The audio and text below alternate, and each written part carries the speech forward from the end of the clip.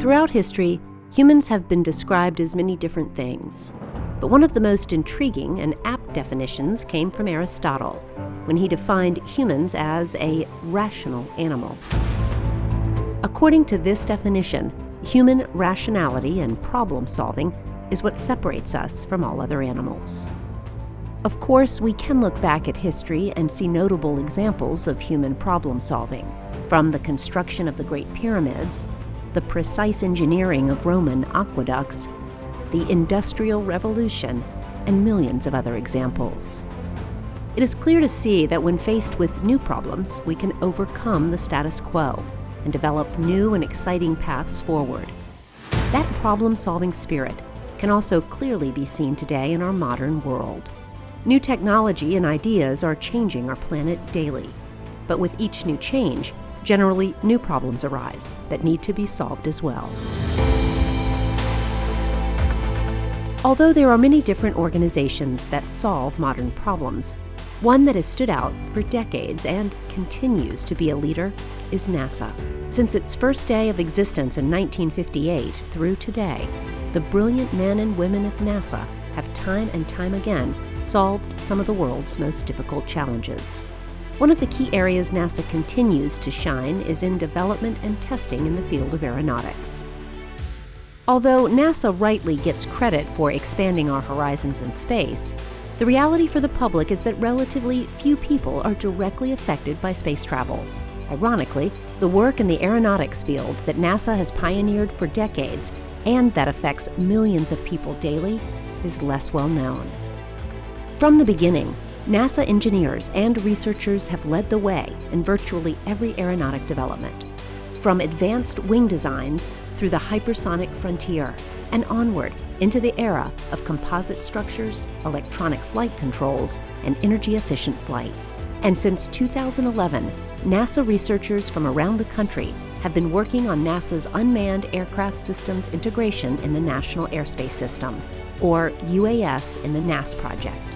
This project was a new type of undertaking that worked to identify, develop, and test the technologies and procedures that will make it possible for unmanned aircraft systems to have routine access to airspace occupied by human-piloted aircraft. NASA's innovative work in this field has led to many of the breakthrough technologies that will undoubtedly change the way aircraft currently move through our skies. But after years of study, team members are closing the books on the UAS-NAS project that has provided so much new information about how future aircraft will fly.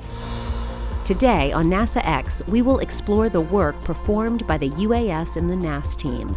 We will look back at some of the complex systems and procedures that have been developed for the UAS-NAS project and see how NASA and industry have successfully worked together to improve manned and unmanned flight as we know it.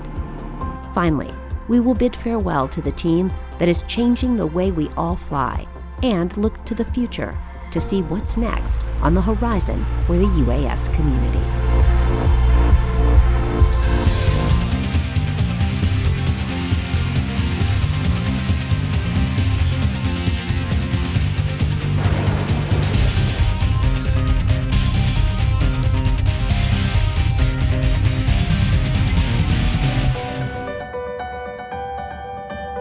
NASA is clearly one of the world leaders when it comes to science, engineering, and research.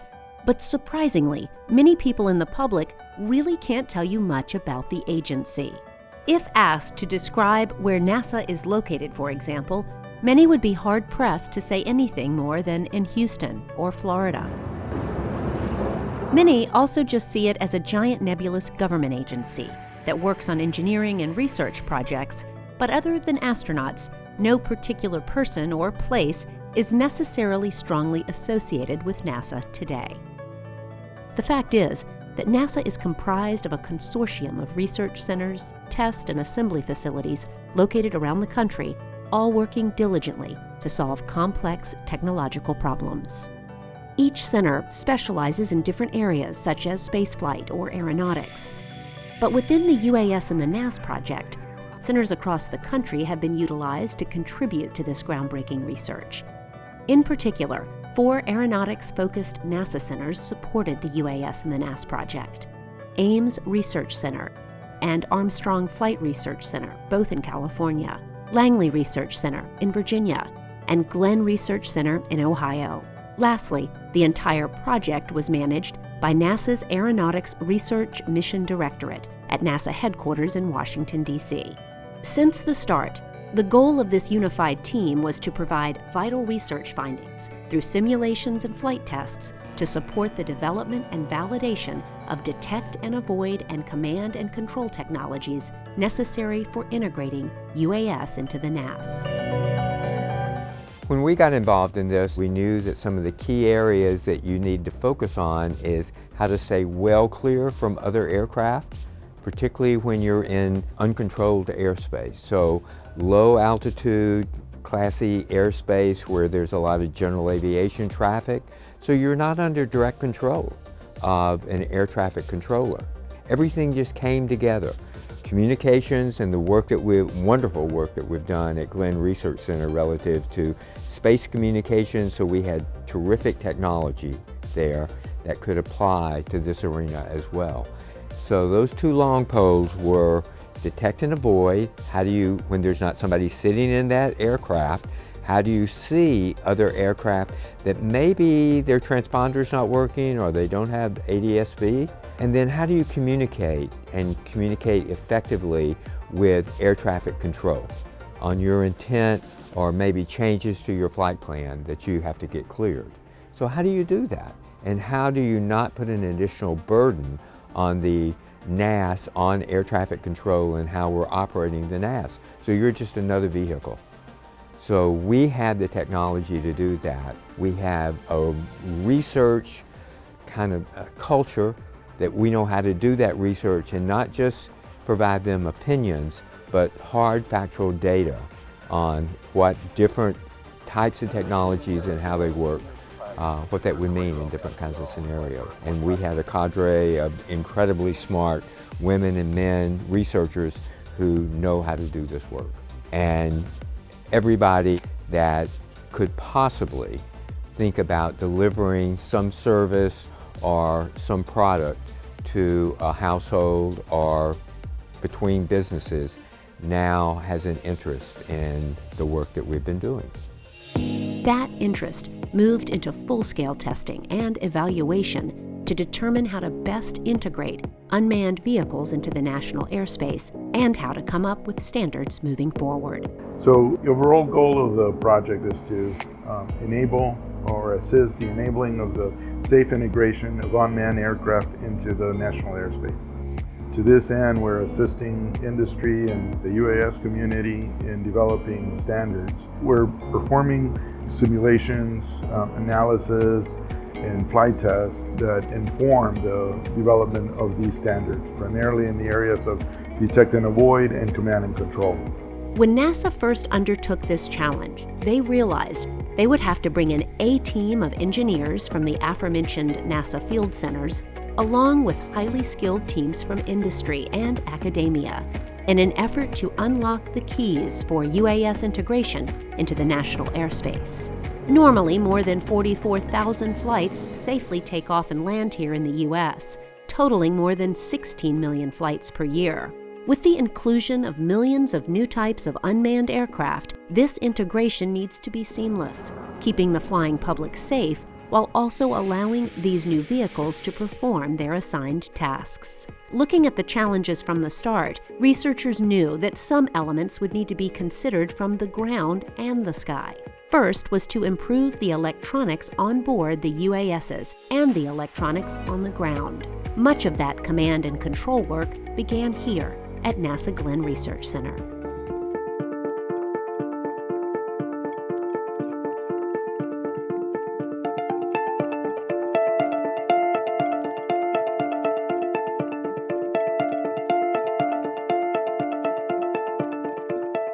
UAS-NAS C2 subproject is really investigating the communications links between the pilot on the ground and an unmanned aircraft. There's quite a bit of information that needs to go back and forth. We often call it a pipeline. When you bring the pilot to the ground, all the information that he would normally see in the aircraft has to now be digitized and sent down through this secure link. What we've done here at NASA Glenn is to investigate the comm link. We have a long history in radio communications here, and so we started from scratch essentially to develop a radio. One of my tasks is to test those radios, both in the laboratory, and then we put them into real aircraft, piloted aircraft, and run them through a series of tests. Although this project is all about unmanned aircraft, as Kurt mentioned, the tests here at NASA Glenn were conducted with piloted aircraft. The workhorse of the testing was this Cold War-era S-3 Viking. This aircraft was chosen due to its resiliency to carry extra weight, to fly on one engine in the event of an emergency, and because of its robust electronics capabilities. But in today's modern world, one would think that the researchers at NASA would simply create computer simulations and not fly an aircraft. With this project, we're actually investigating multipath with our communication systems. Basically, the signal bouncing off other entities. So we flew this aircraft over areas of rising terrain, over mountainous areas, over land to sea interface, if you will. And that's one of the ones that our model wasn't matching. We didn't realize the impact of sailboat masts and some of the other things on the water and what it would do to the signal. And so we were able to validate those simulations and show, hey, our model's not quite that accurate. We'd have never picked that up until this technology had been implemented, had we not flown it. These test flights are precise and technical in order to obtain the best results possible. You'll see a series of waypoints that are listed as LP 1 through 16, and those are at different ranges from the ground station. They're all at a fixed altitude, and what we're doing is gradually moving the aircraft away from the transmitter so that we can see how many, when we start to pick up these signal errors. So he'll fly this test. It'll take a couple of hours. We will then collect the data, process that, and then come up with a test flight plan, perhaps a revised one or a different one for the following day. What that's doing is the signal is leaving our tower, which is about our antenna is about 50 feet off the ground on a tower. Down in this situation, this is in southern Ohio, where it's fairly rolling hills, and we want those rolling hills because those help to reflect our signal. So by going to different altitudes, our signal will clear the mountains and the terrain that's below.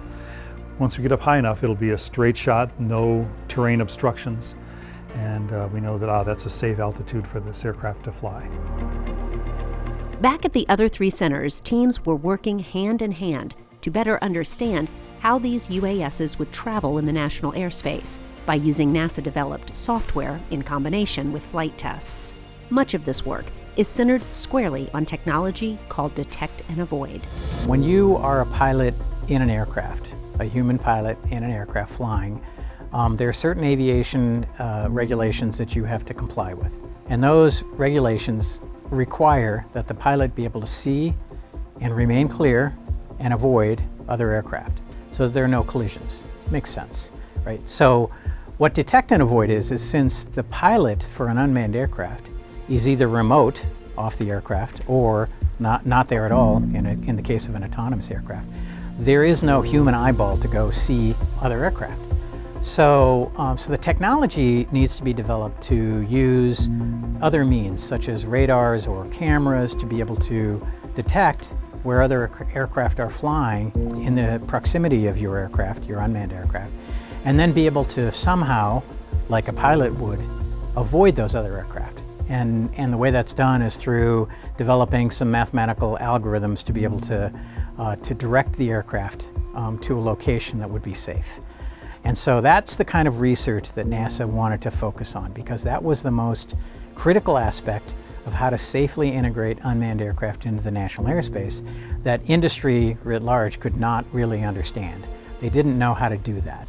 They knew what it was like to be a pilot, but they didn't know how to turn that into some sort of certifiable technology. And so NASA spent the time UAS-NAS project was in existence to be able to develop the technologies by which to address the challenge of detect and avoid.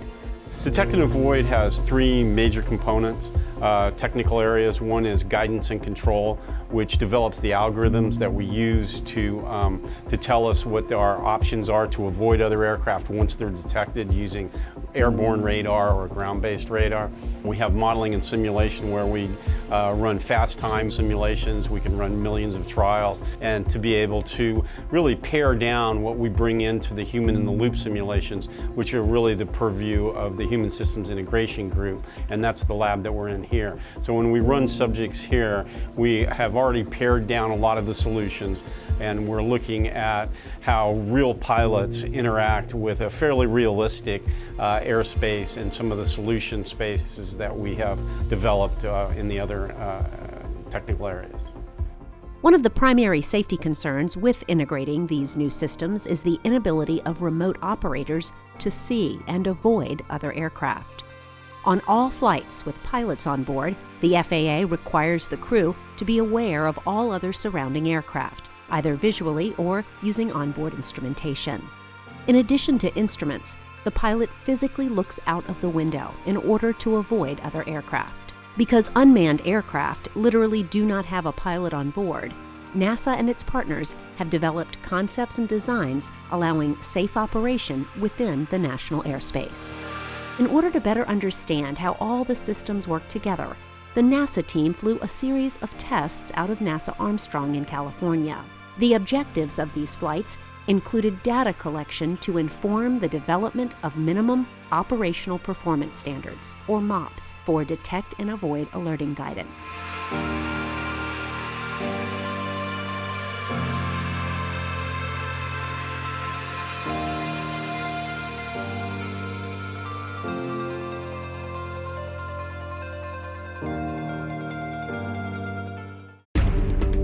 The third phase was what we called full mission. And so what this involved was a naive UAS pilot coming into our research ground control station and flying a simulated mission with everything that you could expect to have on a real UAS mission, except in this case, some of the aircraft were virtual. We had a live intruder, and we had real pilots talking over the radio and an air traffic controller talking over the radio. It seemed like it was a real mission, and we were actually able to gather a lot of metrics that you would normally gather in a lab, but in this case, a real atmospheric flight. And that's what we call live, virtual, and constructive.